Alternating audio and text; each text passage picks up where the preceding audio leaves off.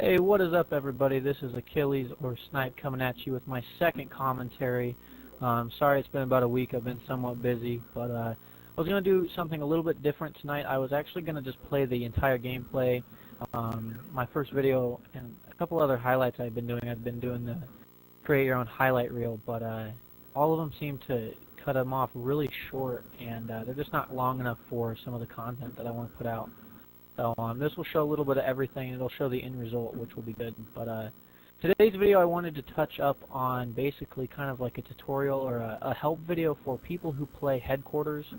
Main reason I want to do this is the primary game I've played since COD 4.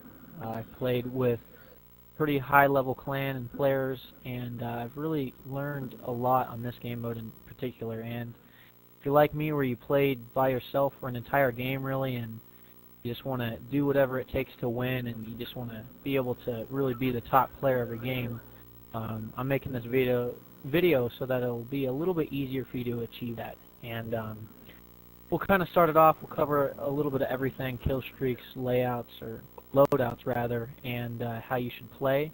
The first thing I always do is I figure out the map I'm playing, and if I'm playing a big map like Standoff, I want to use an assault rifle because they have a longer range, and on that map in particular there's a lot of long kind of symmetrical areas where you can just aim down the sights. They're kind of like pipes, if you will. You can just aim down the pipe and get a lot of kills that way. Whereas if you're playing a smaller map like Raid or Hijacked or Nuketown, you'll see a lot of people use a submachine gun or maybe a light machine gun. That way you can either kind of weave through the map and get to Headquarters faster. So that's when I recommend using a submachine gun.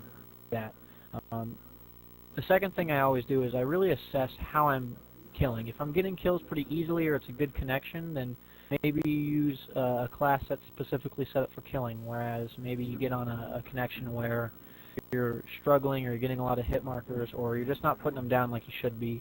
That's when maybe you have a specific class set up just for capturing, so you can get off that map as soon as possible. So we'll kind of go through everything, but the next thing we're going to touch up on is kill streaks. Now, my biggest tip for you guys would be to be a team player. And I know that some of you guys, you know, hey, I want to call these high kill streaks, or I have these set up. Well, you know, I see it all the time. Some people have high kill streaks, and either A, they're playing against people who just you can't call them against. And, you know, you may be a good player, but between the connection or other variables you can't really predict, you might not be putting up the kill streaks that you want to. So I always recommend being a team player. UAVs or orbitals or counters, something where it really helps your team put out their kill streaks and it really disrupts the enemy. Even rocking the basic loadout of UAV, counter UAV, orbital, that throws the other team off because either they're going to be disrupted on their mini-map or they're going to take the time to shoot those down, which helps you and it helps your team. That's also a kind of a secret way to rank up fast because you get a lot of assist points. So if you're prestiging or if you're leveling up, rock all support kill streaks, and you'll get a lot of points in the game, surprisingly. The basic loadout I would recommend for players would be UAV, lightning strike, and either a hailstorm or an orbital, or if you can pull it off, maybe a stealth chopper. Anything higher than that, depending on the map, I mean, they might work out pretty well, but those are pretty universal on all maps. They can work fairly well. The lightning strike is pretty good for clearing people off the headquarters, and a lot of them are open. Orbital is good for really showing your team exactly where the other team is coming from, and it helps you not only set up, but it helps you kind of overtake a headquarters if they're on it. The hailstorm is kind of like a watered-down version of the lightning strike. And something like a stealth chopper, if you put that over an HQ, it'll really do good and get you a fair amount of kills. But I mean, you can kind of vary them. I would notice, you know, maybe pretty early on in the game, if you're playing a group of people and they're not really using EMP grenades, something that you could do is you could use a sentry gun. And sentry guns are particularly useful when you want to seal off a certain area.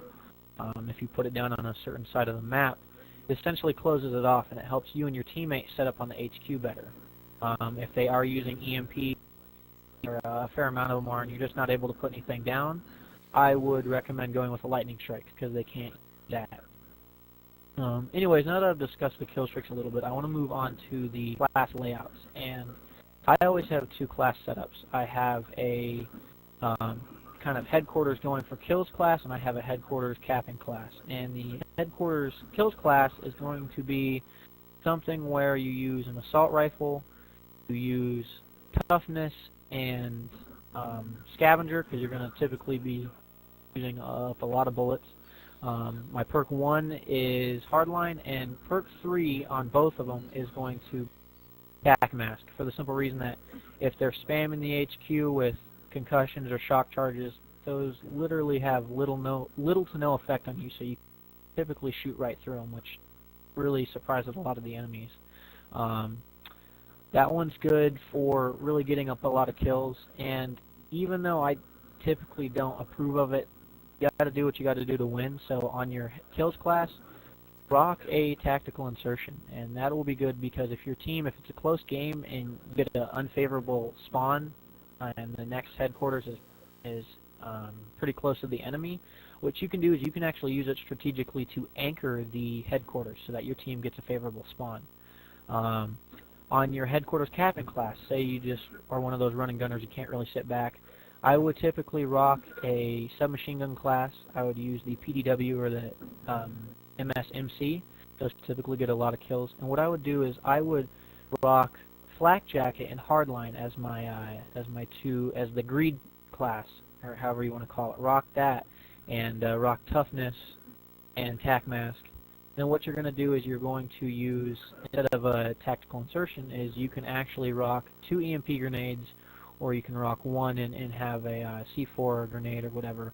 And what that'll do is that'll really help you disrupt teams. A lot of the times on headquarters you'll see people, they try to set up. They try to set up around it so that they can get up their kill streaks. And if you're spamming the HQ with EMPs and disrupting them, or even destroying their tacs, it's really good for really throwing them off. Picture it as just kind of a rush maneuver. You're never letting them set up and get comfortable. This video was kind of brief. If you have any comments, leave them down at the bottom. I'll be happy to answer them. And if you like my videos and you'd like to see more, please like and subscribe. And really, I'm just doing this all for you. So if you guys would like to see maybe a different game mode tutorial or something else, just let me know, because I'm really open to anything. But seeing as I play HQ a lot, I figure I'd make this video. And this was just a brief gameplay. I was playing with 2 of my other buddies and just kind of doing challenges. But like and subscribe, and you guys have a wonderful day. Thanks.